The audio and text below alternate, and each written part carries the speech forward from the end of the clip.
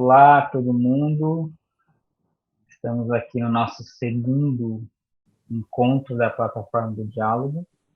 Coincidentemente, eu e o Léo, novamente. E agora a gente vai partir de um texto que a gente está lendo aí no Fleuma, estudando, do Jacques Rancière. Um texto que chama Pensar entre as Disciplinas, uma Estética do Conhecimento. Eu vou deixar o link na descrição. Eu sempre quis falar isso. Vou deixar o link na descrição, porque é um texto que foi traduzido para português e foi postado na revista Pum. Então tem um linkzinho para quem quiser ler também. Mas é isso, a gente vai partir do texto, mas também abrir para outras coisas. A ideia também não é fazer um fichamento em vídeo do texto, acho que não cabe, mas discutir algumas ideias e até algumas percepções bem subjetivas sobre o que é falado nele. E aí, Léo, você leu? Você, quais são as suas impressões iniciais ou o que te chama atenção assim, de primeira? Acho que eu vou começar então falando um pouco sobre algo que o Rancière coloca bem explicitamente assim no começo, que é a tese, né? Ele fala assim, a tese desse texto é falar, dois pontos. Falar de uma dimensão estética do conhecimento é falar de uma dimensão de ignorância que divide a própria ideia e prática do conhecimento.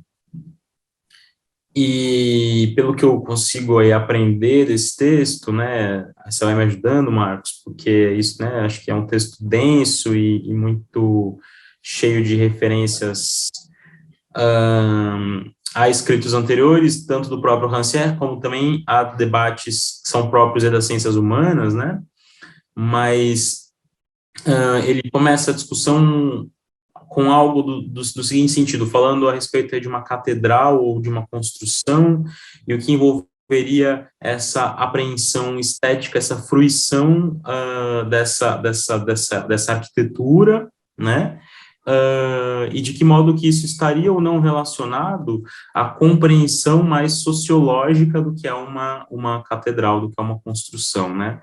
Algo no seguinte sentido, seria possível você fruir esteticamente, fruir da beleza, né, se deixar afetar pela beleza, tendo o conhecimento de que aquilo, na verdade, está na ordem do trabalho, na ordem, né, está encadeado aí numa série de agenciamentos que envolvem, por sua vez, trabalhadores e, enfim, dinâmicas muito mais brutas, vou colocar assim. Tendo em vista esse conhecimento, seria possível continuar fruindo?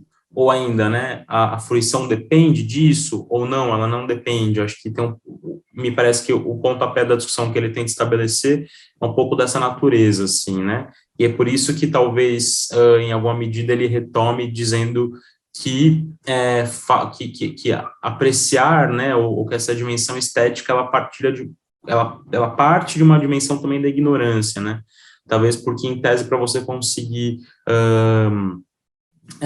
digamos aí, assim, gozar desse prazer estético, você precisa estar, de certo modo, despido do conhecimento, assim, né, Alienado, né?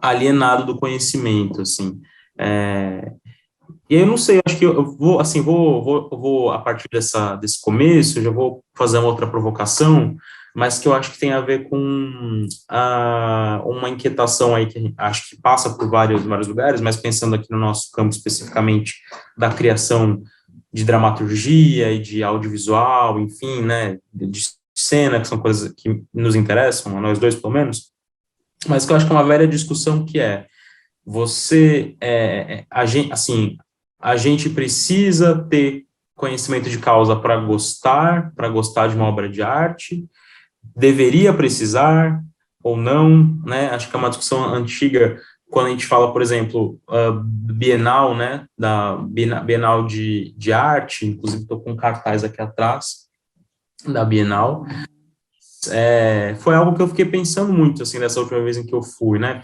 agora em dezembro. Eu fui 2 vezes, né, e aí eu fiquei pensando sobre isso, tipo, é legítimo que a gente exija do espectador um conhecimento prévio para ele conseguir acessar a obra de arte, né? A obra de arte ela não deveria, de algum modo, transcender a necessidade de um conhecimento, ou seja, que ela não deveria estar apta a tocar qualquer pessoa sem, sem que houvesse aí uma bagagem anterior dessa pessoa, né? Ou não, na verdade, não. A obra, ela tem que ter, o espectador também tem que tem que ser formado para conseguir acessar aquela obra, né? Não sei, assim, tem uma questão aí que me chama a atenção. Acho até que além do conhecimento prévio, será que tem um conhecimento correto, né? O Uhum. Rancière fala um pouco disso, né? Será que existe um saber certo para ver algo e existe um saber errado ou então uma ignorância que é Sim. errada né, em contraposição a esse saber que é o certo, né? Ah. Tanto que no exemplo que ele dá do palácio, né, é justamente isso, né? O trabalhador vê no palácio toda a mão de obra empregada, o trabalho necessário para conseguir erguê-lo e, consequentemente, a ociosidade, que é o contraponto desse trabalho, a ociosidade que não lhe foi permitida porque ele teve que fazer esse trabalho. Sim. Enquanto que os possuidores do palácio veem como um bem e um símbolo de status, né? Sim. Então só seria possível ver a beleza do palácio, né? Embora ele explique também que ele não usa o termo estética como esse lugar do belo, como já foi visto, né?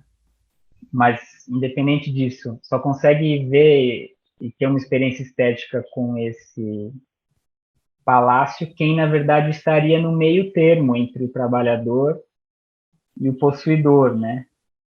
E, no fundo, e aí o que ele vai mostrar que foi feita a crítica, se eu não me engano, do Bourdieu? Do Bourdieu, exatamente. Que é justamente que quem vai conseguir ver vai ser a pequena burguesia, assim, né? Ou a burguesia, que é esse lugar que não tem a posse, né, desse status e desses bens, né, de quem o palácio né, de quem possui o palácio, mas também não tem a obrigação, mais do que a obrigação, não, o destino de ser o trabalhador braçal que coloca essas coisas de pé, né? Então, Sim. que esse lugar privilegiado, na verdade, seria um modo alienado de ver, né? Um modo que não sabe, de fato, do trabalho da construção e que, portanto, deveria ser, de certa forma, combatido. Sim. Porque ele é um erro, né? Na verdade, todo mundo precisa saber o que está por trás do belo desse palácio, né? Como se essas coisas não pudessem coexistir, né? Acho que a crítica do Rancière vai por aí. Será que essas coisas não coexistem? Eu acho curioso, assim, né? Tem uma parte que eu grifei aqui que ele diz assim, quando ele está criticando a definição tradicional de estética, né? Ele fala, o que estética significa é, na verdade, uma finalidade sem fim, um prazer desconectado de qualquer ciência dos fins. O olhar estético que visa a forma do palácio não está relacionado com sua perfeição funcional e com a sua inscrição numa ordem da sociedade. Então, é basicamente isso, né? Tipo assim, esse olhar estético, ele é um olhar, entre muitas aspas, ignorante, né, do que está ali por trás, assim, e não só ignorante do processo histórico, mas ignorante, inclusive, de uma determinada ordem funcional, né? Ele não está buscando uma funcionalidade, assim. Isso eu acho que é fácil de compreender, né? Quando está diante de uma obra de arte, vamos pensar na situação mais simples. Você vai num museu e você vê um quadro. De fato, assim, o que você aprecia ali não para que serve aquele quadro, não tem uma funcionalidade, assim, também. Agora, tem uma coisa que me faz pensar um pouco, assim, porque eu fico no meio do caminho, assim, entre o que o Rancière fala e o que o Bourdieu fala, assim, porque, por um lado, eu concordo que tudo bem, assim, o olhar estético, ele de fato não está associado a uma finalidade, né? Eu acho que a estética, ela concorda com o que o Rancière fala, assim. Inclusive porque, assim, pensando do ponto de vista da criação, se você enxerga todos os passos da criação de qualquer material, ela perde muito da sua magia, né? O que é você, tipo assim, quando você trabalha numa produção de uma peça de teatro ou na produção de um livro, você vê que o dia a dia daquilo ali é muito menos mágico do que a cena, do que o espetáculo, né? Tipo assim, existe aí uma dimensão completamente brutal do trabalho mesmo, né? Do que é você, tipo assim, articular, ou até mesmo técnica, né? Tipo assim, para você ter uma cena que ela tem uma sensação quente, por exemplo, existe uma coisa técnica que é uma gelatina de determinada cor na luz, que você vai comprar, tipo, no Bom Retiro, sabe? Assim, tem uma dimensão muito técnica disso. Agora, em contrapartida, o Bourdieu, ele fala muito de capital cultural, né? Que é esse tipo de capital que você tem, que tem a ver com a formação do gosto, assim, que tem a ver com a sua formação pessoal, né? Isso divide muito a sociedade.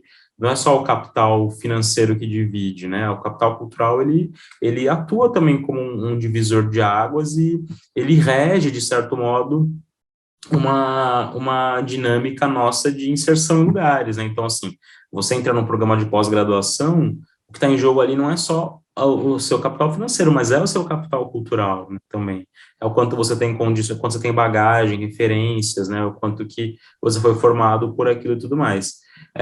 Isso, para mim, é muito claro, é muito nítido. Acho que isso existe mesmo, assim. Eu acho que isso isso está em jogo na hora da apreciação da estética.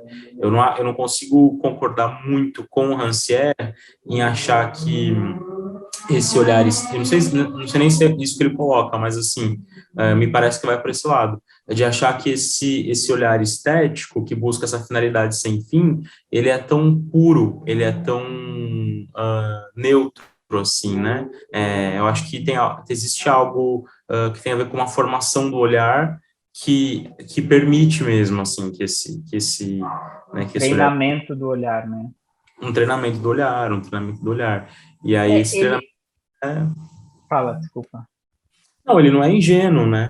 Ele não é ingênuo, ele tá imbuído de saberes, né? Assim, ele tá imbuído de conhecimentos. Esse estudo do Bourdieu que eu não conheço, mas que ele, se eu não me engano, chama o nome do livro, ou não sei se é o original ou de alguma compilação, é o senso comum. Ele vai justamente tentar fazer uma abordagem sociológica para compreender o que é o senso comum, né? E aí ele vai traçar um pouco vou chamar de conclusão aqui, que é o que o Rancière parece criticar, que é de alguém dentro de uma classe, por exemplo, vai ter meio que um gosto comum pelas coisas, não de forma consciente, né? Porque eu pertenço a essa classe, eu gosto dessas coisas, mas porque Uhum. a imposição daquela condição social é tão forte que as pessoas acabam por ter um mesmo modo de olhar para as coisas, né? Sim, sim. E aí, em contraponto, o Rancière vai trazer o texto de um operário, que, segundo ele, foi publicado numa revista operária do século XIX, Uhum. em que o operário vai narrar que, não sei se era comum ou ele fez isso, do operário estar construindo uma casa que não é sua, que não só não é sua, como ele jamais vai ter condições de ter uma como aquela, mas que em algum momento, quando ele faz o primeiro molde da janela, de onde vai ser a janela, ele se debruça ali e contempla a vista e Uhum. se descola da condição social de ele estar trabalhando para construir a casa de alguém que vai ter essa vista e aprecia ele próprio aquela vista. Sim. E ele é capaz de se descolar dessa realidade para conseguir apreciar essa vista e dizer, realmente, é uma boa vista. É coerente ter uma janela aqui porque essa vista é bonita, ou porque esse jardim é bonito, etc. Sim. E aí, a partir disso, o Rancière vai dizer, pelo que eu compreendi, que no fundo não é que não se trata necessariamente de ignorar a sua condição, né? E, portanto, combater essa ignorância. E eu tenho que entender a minha condição, e a partir do momento que eu entendo minha condição, eu vou agir para transformar ela. Isso é uma outra coisa, porque, na verdade, esse operário, não é que ele ignora a sua condição, ele sabe da sua condição. Mas ele também sabe das suas impossibilidades de sair dessa condição, pelo menos momentaneamente, né? Então, dentro desse saber, ele opta por ignorar. Então, ele opta em algum momento por ignorar para ter um outro tipo de experiência que não é a experiência do saber, que é a experiência do ignorar mesmo, que permite, talvez, essa apreciação estética. Não sei se é bem isso, mas eu fico pensando que, modernamente, isso é um pouco o que o cinema faz, o que a TV faz, né? Assim, sim. Necessariamente, o lugar de alienação não é um lugar de alienação de fato, né? É um lugar de sabedoria da alienação, um pouco assim, né? No sentido de, Sim. eu sei que eu estou alienado em certos sentidos, mesmo assim eu opto por esquecer tudo isso e assistir esse filme, né? Ou assistir esse reality show, que eu vejo coisas impensáveis para minha própria vida, né? Assistir essa novela em que eu vejo pessoas vivendo uma vida que eu não viverei. Eu não acho que, eu concordo que isso não seja totalmente alienado, né? Que realmente existe uma percepção desse problema, mas que ela é propositalmente ignorada em algum nível. Talvez não o nível mais consciente, mas em algum nível ela é propositalmente ignorada, né? Tem um trecho aqui que acho que se conecta com isso que você está falando, que ele diz assim: em suma, a ilusão estética confirma que os sujeitos estão sujeitos a um sistema porque não conhecem o seu funcionamento, né? Os sujeitos estão sujeitos a um sistema porque não conhecem o seu funcionamento. E isso é o que confirma a ilusão estética. Me faz pensar muito também, assim, uma coisa que acho que acontece muito quando a gente está estudando artes, assim, de um modo geral. Eu lembro que eu passei muito por isso, assim, que é você ir assistir uma peça ou ir, enfim, né, depende da sua linguagem, mas você não conseguir mais simplesmente se deixar entregar para aquilo, assim, né? Você conhece demais, né? Você conhece demais. Os bastidores daquilo, assim. E aí começa a ficar difícil, porque você começa a ficar chato, nada você gosta mais, assim. Porque para tudo você já chega, e é muito doido isso, assim, isso muda radicalmente a experiência, né? Uma coisa é você, tipo, você não tem nenhum vínculo, por exemplo, com o meio teatral, e você pegar no guia e ver uma peça e ver um nome e se identificar e falar, vou assistir essa peça, e você chega lá completamente despido né? Outra coisa é você, assim, conhecer as pessoas do meio teatral, saber como aquele processo começou, conhecer quem está no elenco, ter noções de iluminação, aí você vai assistir, você fica olhando para cima para ver o grid de luz, e aí você olha o cenário que está entrando, e não sei o quê, e aí, tipo, critica. E critica. Você não consegue mais simplesmente gozar, assim, é muito doido esse processo, né? Eu acho que essa ignorância da qual a gente está falando passa um pouco por esse lugar, assim, né? Tipo, essa ignorância é necessária para você conseguir se deixar iludir esteticamente, assim, né? Porque senão você não consegue, assim, né? Acho que foi algo que é doido, porque não é um processo também tão racional, assim, né? A gente não, quer dizer, o conhecimento não é algo que você simplesmente liga e desliga, assim, não tem essa chave. Mas, invariavelmente, chega uma hora que você percebe que você não está mais gostando de nada, assim, né? E a coisa até perde o sentido, que você fala assim, nossa, mas veja, não tô nada, você reconhece as marcas ali, né, da manufatura em todas as instâncias, assim. Então, isso é E é muito... um ponto fundamental, né, para esse texto, que é, mais de uma vez ele fala sobre isso, que o conhecimento, no fundo, é uma ignorância, né? Uhum, Quer dizer, que aí vem na esteira do mestre ignorante, né, e das coisas que o Rancière já escreveu e pensou, que não coloca, que ele não aceita essa condição do saber como um contraponto à ignorância, né? Mas na uhum, verdade como coisas que se complementam invariavelmente, porque todo saber sim, carrega consigo uma ignorância, porque a partir do momento que você consegue dominar um saber, você está ignorando outra coisa. Então uhum, é um jogo impossível, assim, né? uhum, No sentido de é impossível adquirir o saber por completo, porque cada sim, saber vai carregar um outro nível de ignorância. uhum, E aí, nesse sentido, ele vai dizer sobre, eu acho que é um ponto assim que dá para conectar também com as nossas vidas, que é o que você está falando de saber ignorar, assim, né? Até que ponto a gente tem esse saber, né? Ou seja, a capacidade de conscientemente ignorar, ou até que ponto a uhum, gente também tem o poder de ignorar, né? sim, Se isso também não é um poder restrito a certas condições, a certos privilégios, ou esse tipo de coisas desse tipo, né? ah, sim, total, total. Né, numa dupla operação, né, também, porque tem coisas que simplesmente você não pode ignorar, porque tá posto na sua lógica cotidiana, assim, né, e ao mesmo tempo, em contrapartida, eu também não vejo muito espaço, pelo menos assim, dentro do que está posto, para afirmação de um saber que reconhece sua ignorância, assim.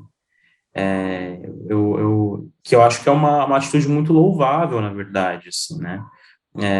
Que é reconhecer os limites do seu próprio saber, assim, né? Porque essa dualidade de saber e ignorância, como ele coloca, enfim, acho que passa por um lugar de você compreender que a ignorância, ela tá ali junto, não importa o quanto você saiba, né? Você nunca vai ter uma dimensão completa do todo.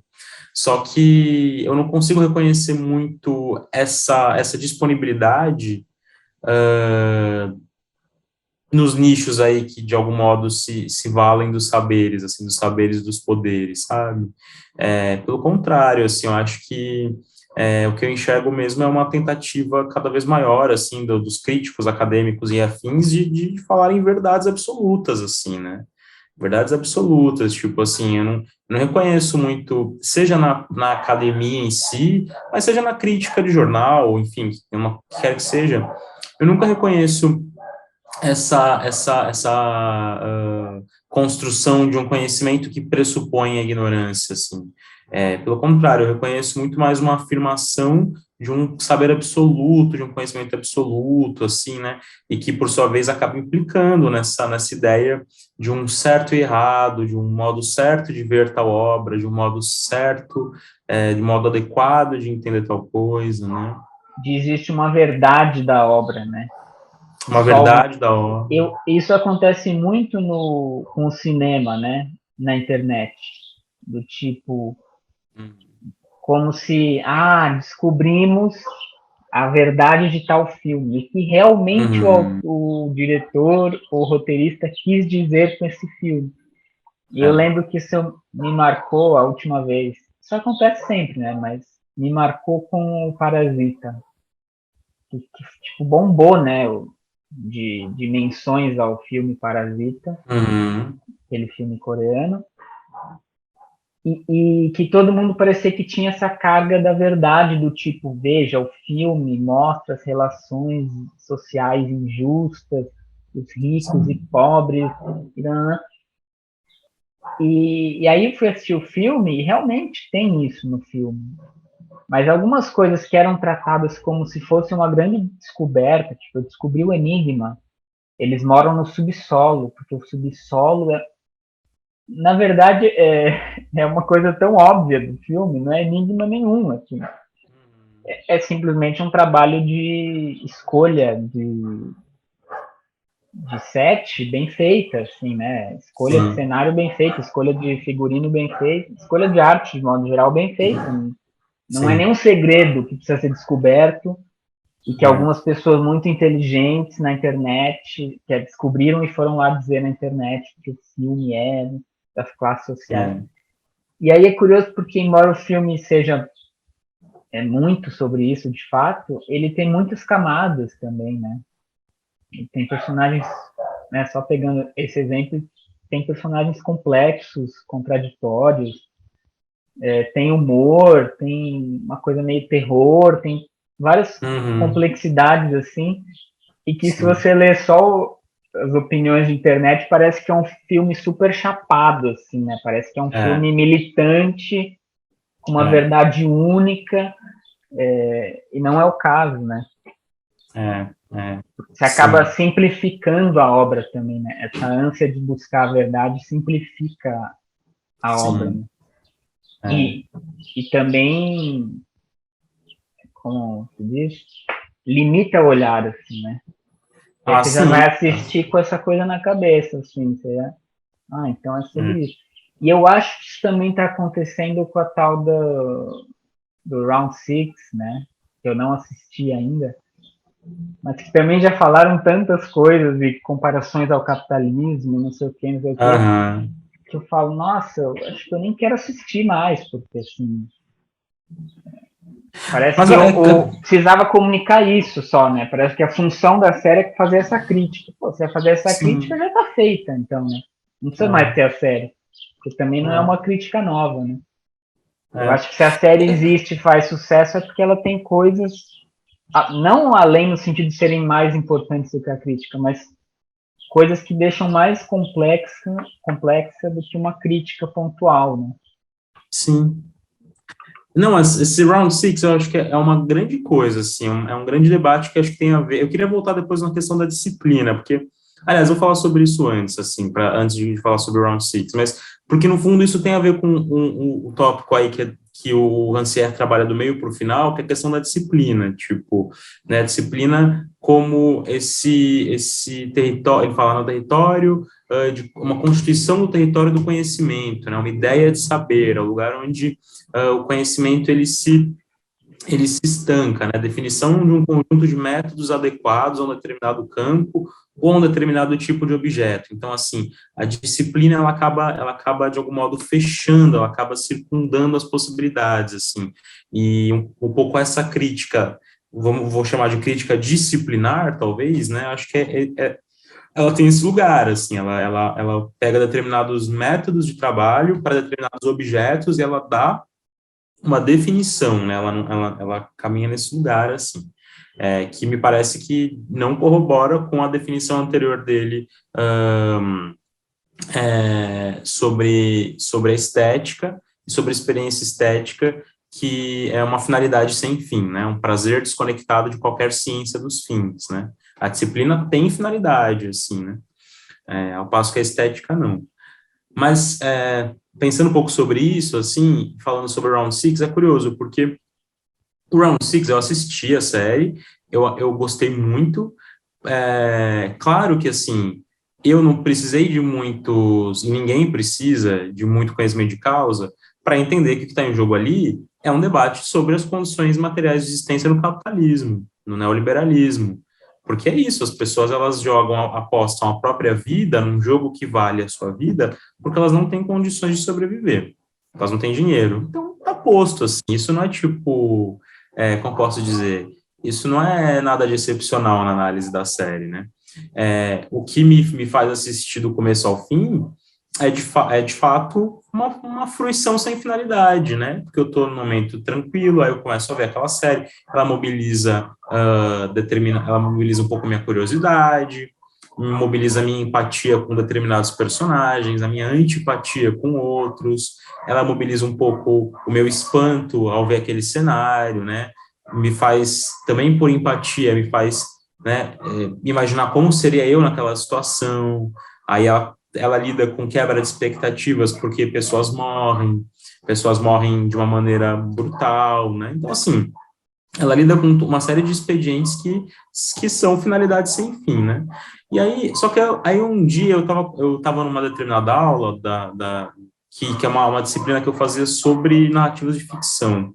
E um garoto, assim, que de uma maneira que eu considerei muito arrogante, falou que não entendia o porquê do sucesso da série, que na visão dele era uma série ruim, que ele não tinha entendido nada, que ele achava a série péssima, que a série não inovava em nada e que ele não entendia que, na visão dele, a série era completamente desconectada do mundo, que ele não entendia, que só estava fazendo sucesso porque a Netflix tinha um forte aparato de propaganda e tinha conseguido fazer com que todo mundo engolisse aquela série. Enfim, a visão dele era uma visão bem depreciativa. E aí, quando ele falou isso, eu fiquei muito incomodado, porque eu falei, cara, mas espera, aí é curioso, porque eu vou um pouco na contramão, né? Então, mas olha, o sujeito vive no Brasil, 2021, né, tipo assim, necropolítica, né, posta, um estado suicidário, completamente posto pelo governo Bolsonaro, né, tipo assim, altos índices de desemprego, fome volta a assolar o país, violência, caos, um monte de coisa, né, no Brasil, mas no mundo, né, de modo geral. E aí ele não consegue fazer esse link entre as narrativas da série e a narrativa da realidade, não consegue minimamente espelhar uma coisa na outra, né? Fiquei pensando sobre isso, assim, falei, nossa, mas que doido, porque nesse caso, aí nesse caso especificamente, me parecia, era quase como se eu dissesse assim, eu queria falar isso para ele, não falei, mas era quase como se eu dissesse assim, olha, você é insensível, você não entendeu a série, você não tem sensibilidade. Você é capaz de sentir. Mas, na verdade, não é isso, porque ele é capaz de sentir, só que ele não sentiu, né?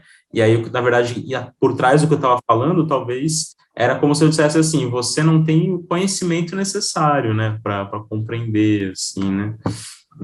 Enfim, Talvez ele tenha pego birra, né? De tanto que foi é, falado nas redes sociais, ele pegou uma birra que já distorceu o olhar dele. Assim. é algo nesse Mas, sentido. mas é curioso, porque eu vejo que muitos das séries e filmes que têm feito sucesso, elas têm um lugar, né, de alegoria que são bastante óbvios, são bastante Uhum. óbvios, né, me parece. Round Six, Parasita, e recentemente, eu não lembro os nomes agora, mas é o filme que acho que é a Sandra Bullock tem que vendar os olhos. Você acha que é Bird Box, né? Bird Box. Isso. E foi muito sucesso também. Foi falar, aí eu assisti assim, não achei nada demais, também não achei ruim, mas é engraçado porque são alegorias assim muito fáceis de se fazer, né? Sim, Ah, sim. cegueira, não sei o que, não pode ouvir e tal. E aquele outro filme que eu também não lembro o nome, mas se eu não me engano é um filme espanhol que a comida vai descendo de Sei, o níveis. Poço. O Poço, que também tipo é uma alegoria muito fácil de se fazer, assim, né? Você Sim, não precisa sim. de forçar uma grande reflexão para associar isso a um jogo de classe. Tá? Não, a coisa É, é jogada assim de forma muito clara. E é. me parece que isso é não sei se eu vou usar o termo no contexto certo, mas é uma estética nos nossos tempos, assim, né? Do tipo, a Sim. coisa que funciona é que ela é muito clara na sua alegoria, ela é muito clara na sua crítica. A partir daí, o sucesso ou não vai depender de qualidade, de complexidade, Sim.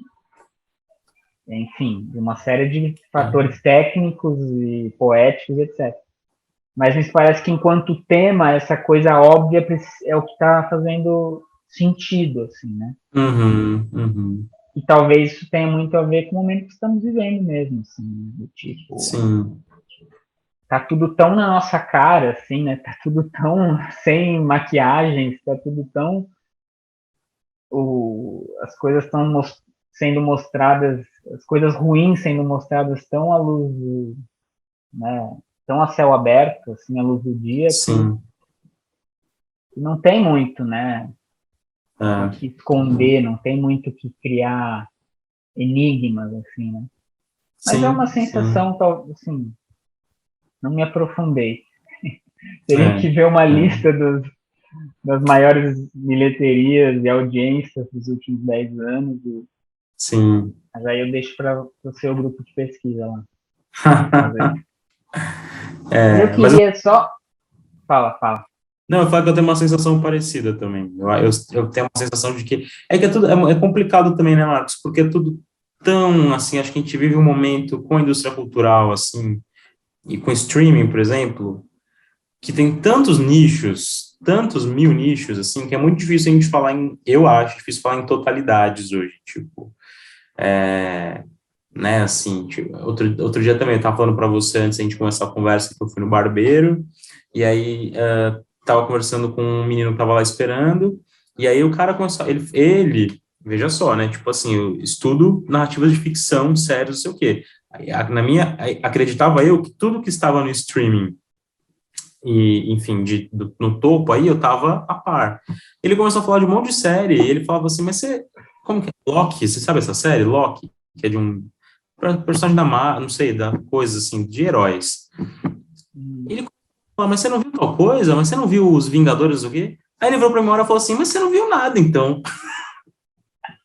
Ele Cara, falou, mas você não assiste nada, então. as pessoas falam de Vingadores e, tipo, não tô dizendo que seja nem bom nem ruim, mas eu realmente não Ah, tenho ideia do que seja. Assim. Eu eu não também não sei a tenho história ideia. mínima, não sei os personagens. E foi Não, simplesmente a maior bilheteria da história, assim, né? é. Mas assim, e tem Realmente, bastante como, franquia. por maior que seja, nunca é total, né? Tá sempre restrito em algum. Sempre restrito. E foi até engraçado que ele falou com uma espontaneidade, e eu falei assim, cara, para ele, realmente eu não sei de nada. E eu não sei mesmo, porque, tipo assim, naquele universo que ele contempla, e não é só ele e o círculo dele, é o lugar onde ele circula. Tipo assim, todo mundo do círculo dele sabe dessas séries, porque ele falou Os Vingadores, o Loki. Ele falou tanto do filme quanto de algumas séries e produtos assim. Não, porque, não, mas esse é a parte, esse é o início do não sei onde. E esse daqui são todos os heróis de não sei o que da Marvel com o DC. Eu, tipo assim, gente, não sabia nem. Assim, até ele falar, eu não tinha dimensão nem de que tinha mais de um estúdio de heróis, assim. Tem a Marvel. E que Tipo eles assim, têm até umas mano, tretas, né? Assim, parece. tem umas tretas, e ele muito animado, assim, muito empolgado. Mas enfim, tudo isso para dizer que é isso, né? Para mim é difícil falar hoje de uma totalidade.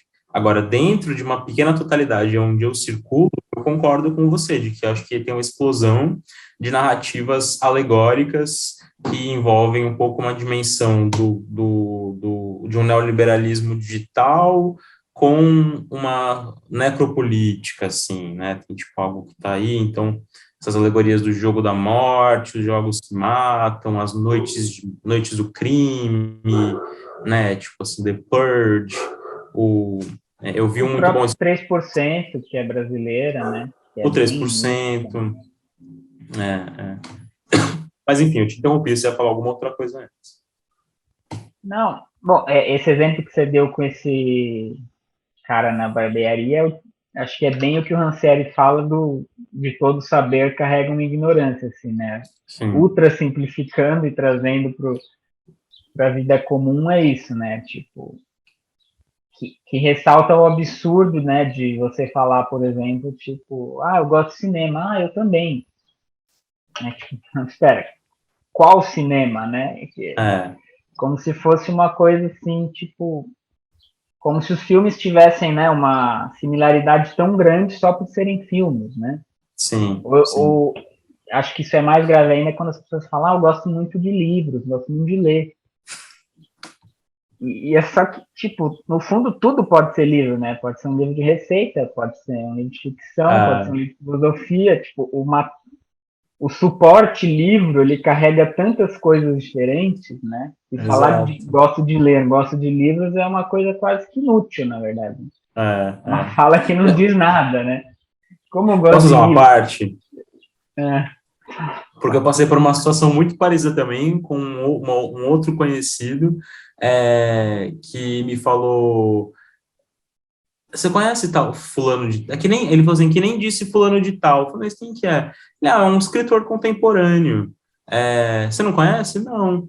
Ele, mas você não conhece fulano de tal? Ele começou a falar, assim, 3 ou 4 escritores contemporâneos que o que são os escritores? Aí eu fui entendendo, são escritores de Instagram, sabe? Agora ah, tem categoria. A pessoa é escritor, é um escritor, e ele escreve, tipo assim, posts no Instagram, geralmente a imagem, né, tem um pequeno texto, ou ele põe uma imagem e põe o texto na postagem, mas são assim, tipo, geralmente são coisas, não é autoajuda, é tipo assim, pequenas historinhas, às vezes passa um pouco pela autoajuda, assim. E ele falou de 3 ou 4 nomes que, segundo ele, não, são escritores contemporâneos. E eu, tipo assim, também fiquei, nossa, né, tipo, que ignorância. Não sei como você, imagine, eu leio, né, tô com livros aqui de escritores contemporâneos, o Itamar Vera Júnior, Jefferson Tenório, não sei o quê. Mas não é, mas veja, até dentro dessa subcategoria, escritores brasileiros tinha ainda, tipo, né, tem uma cisão, assim. E um desses caras que ele falou, Marcos, é tipo, é, eu não sei se eu te falei, mas enfim, depois eu vou até pesquisar e te mando, mas é um menino que tem a nossa idade, assim, tem tipo 29, 30 anos, e ele é tipo, assim, tem, sei lá, milhões de seguidores, super bombado, as pessoas adoram, assim, ele publicou livros já, com os textos que ele divulga no Instagram, mas o canal de comunicação dele com o público não é o livro, são os textos dele no Instagram. Ele escreve textos, né? Uma outra categoria que é interessante. Ele escreve, são textos, é isso, tipo assim. Tem um personagem, mas não desenvolve, o personagem ilustra uma coisa para ele chegar a uma determinada moral. São textos, sabe? Muito, muito curioso também. total. Eu queria puxar um último ponto, para a gente também não alongar demais, para fechar, que é justamente no título, né? O Rancière vai falar da estética do conhecimento. O título é Pensar entre as disciplinas, que é algo que a gente já falou um pouco aqui, né? Ele está propondo esse lugar no lugar entre, né? O lugar mesmo de não se fixar numa disciplina ou outra para ver o objeto, e que para ele a estética justamente é esse lugar entre, né? Esse lugar da finalidade sem fim, assim, né? Esse lugar do... Sim, E aí, no começo ele vai dizer que o que ele está falando não é o fato de que o conhecimento deveria adquirir uma dimensão estética. Ele fala exatamente com essas palavras no primeiro parágrafo. Mas, ou seja, que a expressão pressupõe que tal dimensão não tem de ser acrescentada enquanto ornamento suplementar, mas que ela existe de qualquer forma enquanto dado imanente do conhecimento. Ou seja, ele não está dizendo, ele não está propondo desenvolver uma estética do conhecimento, mas ele está dizendo existe uma estética do conhecimento. Todo conhecimento tem uma estética. uhum. E, portanto, todo conhecimento tem esse lugar, assim, de precisar ser comunicado, né? Sim, Não sei se é ser comunicado, mas, enfim, esse lugar de mediação, né? Existe uma mediação inevitável do conhecimento. uhum. Uhum. E que assumir a existência dessa mediação é importante, né? Porque ela vai estar lá de qualquer forma. E aí me parece É, que isso conecta muito com a questão assim da arte, né? Que é um pouco as questões da arte, das narrativas e das ficções, que é onde o fleuma está inserido, assim. sim, inclusive da literatura, né? E aí ele vai até falar dessa fronteira, né? Onde que está exatamente a fronteira entre a história e a literatura, né? É uma discussão que se tem em muitos lugares, assim, não só dele, né? Onde que está essa fronteira, se não uma fronteira que as próprias disciplinas fazem questão de combater para delimitar, né? Tipo, a literatura fala, Sim. não, a nossa fronteira, a história fala, não, não, a fronteira é aqui, e protege essa fronteira para dizer, não, não venha com literatura, porque aqui é história, né? Sendo que como que a história vai ser compartilhada se não enquanto literatura, né? Sim. Eu acho que esse lugar é muito interessante de se pensar, assim.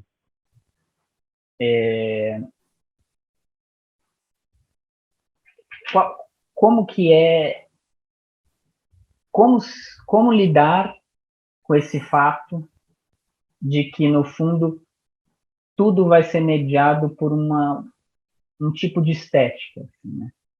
Sim. Sem cair no que ele mesmo diz, de inviabilizar tudo como mentira, né? Então, se a história é literatura, a história tudo é mentira. Ele fala que isso é a crítica fácil, que não faz sentido. Aí você reflete, você vê que não é isso. Sim. Mas, na verdade, também não é o oposto, né? Não existe uma verdade além da história que não está na literatura. Assim, né? As coisas estão juntas. E aí talvez o desafio, né, voltando na coisa do palácio, é como que esse olhar, né, estético sobre o palácio não é um olhar necessariamente da alienação, assim, né? Mas é um lugar disruptivo, né? É um lugar Sim. que ele rompe com a estrutura, assim, ele desloca um estado de ser e de pensar. E por isso que ele não é alienante nesse sentido sociológico, mas talvez ele seja mais libertador, no sentido de ele consegue deslocar essas estruturas, mesmo que por pouco tempo. Assim, né? Uma vez que você desloque, ela, uma vez que você desloque, ela não vai encaixar mais tão bem. Assim, vai ficar Sim. sempre uma Sim. coisa. E me parece que isso acontece de fato. Assim, quando as pessoas veem coisas, independente do saber que elas têm para assistir, isso parece que isso causa uma ruptura, assim. E que normalmente fica através de memória, ou através de aquilo despertar para ver uma coisa de uma outra forma. Assim, né? Sim. Sim. Porque, no fundo, é um pouco um lugar de desestabilizar a linguagem. Assim. Quer dizer, você desestabiliza porque você percebe que, na verdade, tudo é linguagem. Então, se você percebe um pouco o potencial criativo que nós temos sobre a realidade, porque a realidade é construída através de linguagem, Exato. necessariamente. Exato. Isso me lembra muito a discussão sobre performance, assim, né? No sentido de, vamos dizer assim, da performance arte, ou arte da performance, mas que, curiosamente, como eu entendo, mas assim, de uma maneira bem também leiga, desprovida aí de grandes definições, mas já que estamos falando sobre ignorância também, acho que tá tudo certo. Porque eu acho que a arte da performance, ela é interessante na medida em que ela, em primeiro lugar, revela que tudo é performance, e em segundo lugar, ela estranha a performance cotidiana. Então, tipo assim, tudo é performance, tudo é performa, tudo é através da forma, né? Então, tipo assim, existe uma performance cotidiana do que é, por exemplo, andar na cidade, né? Então, eu ando na cidade sempre com os braços erguidos, ao longo do meu corpo, num caminhar que envolve um determinado ritmo e não sei o que, tal. Ora, isso é performance, isso é através da forma, é um caminho de qualquer outra forma.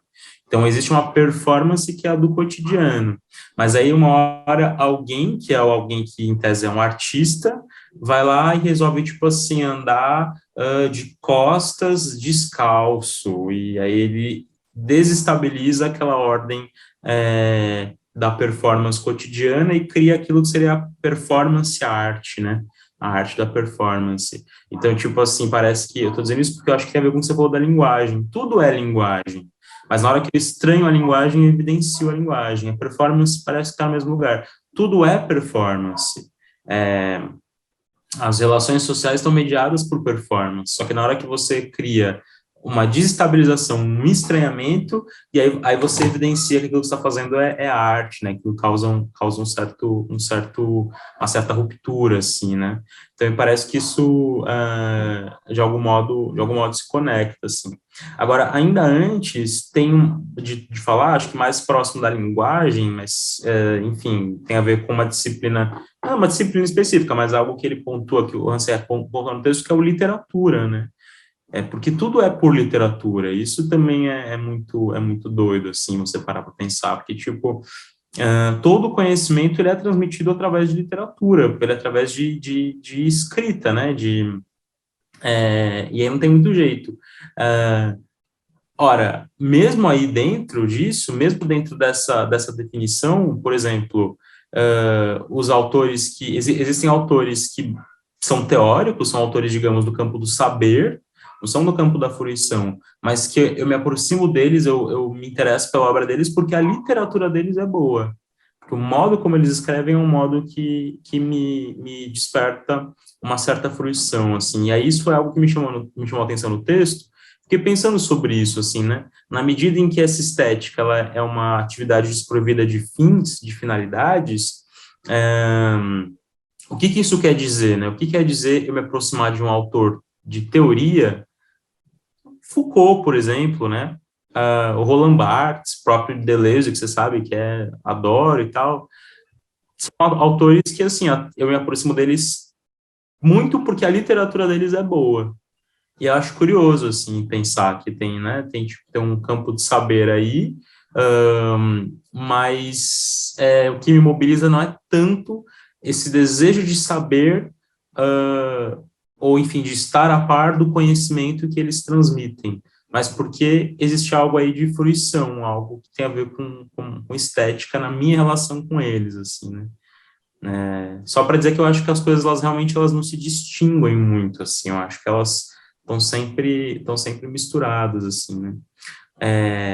Só para também não ficar falando muito, mas outra coisa que esse texto me fez pensar, Marcos, é sobre as pessoas que, acredito eu, sejam, na verdade, a maioria das pessoas que não gostam de arte.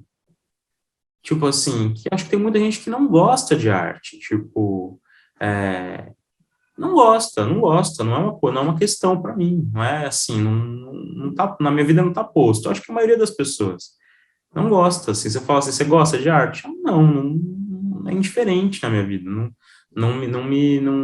a vida tá numa outra ordem que a arte, ela não é algo que, não é uma prerrogativa, inclusive eu acho chato, tem muita gente que acha a arte chato, né?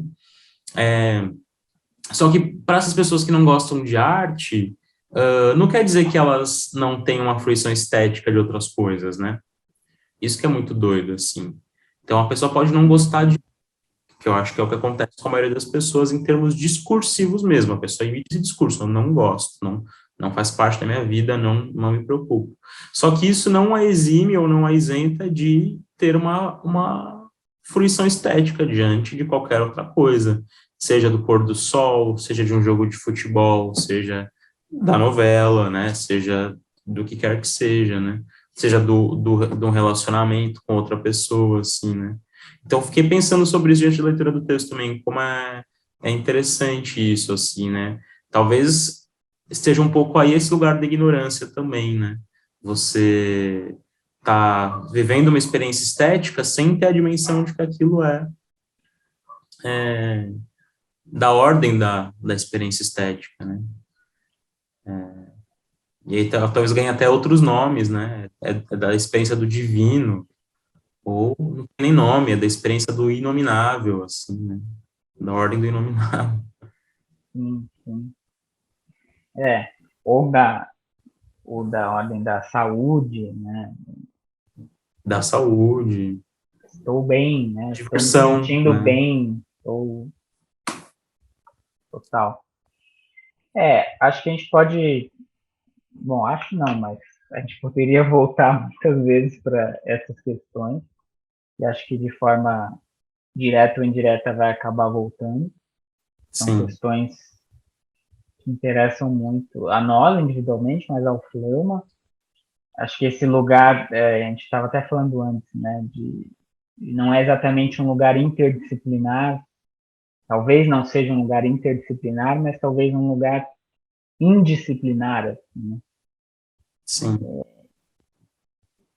Que não só no sentido das linguagens artísticas, né, do tipo, não é só teatro, não é só audiovisual, não é só literatura, né, tem um lugar assim que rompe essas fronteiras, não rompe, mas que transita e está no meio disso tudo, mas também no sentido das disciplinas que o Rancière coloca aqui, né, nesse sentido mais amplo, assim, né, que isso me interessa e acho que a arte contemporânea tem dialogado com isso, né, que é, no fundo, a arte não precisa abordar temas, né, como sobre aquela coisa, né, essa peça é sobre aquilo, ela pode andar no meio disso tudo, né, andar através dos temas, sim, andar através dos métodos também, né. Eu acho que isso é interessante. Tipo, você pode enxergar isso através do método da sociologia, através do método da história, através do... E em vez de tentar criar o método da arte, né, e fortalecer o método da arte, talvez entender que a arte seja justamente o lugar fronteiriço, assim, né? Um lugar que compreende a qualidade narrativa e criativa desses métodos e a partir daí joga com isso tudo, né? Joga sim, com diluir a rigidez, assim, né? Mais do que construir uma rigidez própria, né? sim, sim. E, bom, você tem que ver o que sai disso tudo, né? Aí as obras que vão dizer, ou que não vão As obras são. dizer, ou enfim. Pô, Léo, então vamos já até passamos o tempo que a gente tinha previsto, mas obrigado, acho que foi muito legal. A Muito gente já legal trocar essa tinha ideia. conversado antes sobre outras questões, e aí em breve a gente se encontra de novo para ou continuar ou falar sobre outras coisas. Perfeito, combinadíssimo. Estou à disposição para trocar esse tipo de ideia e tantas outras também.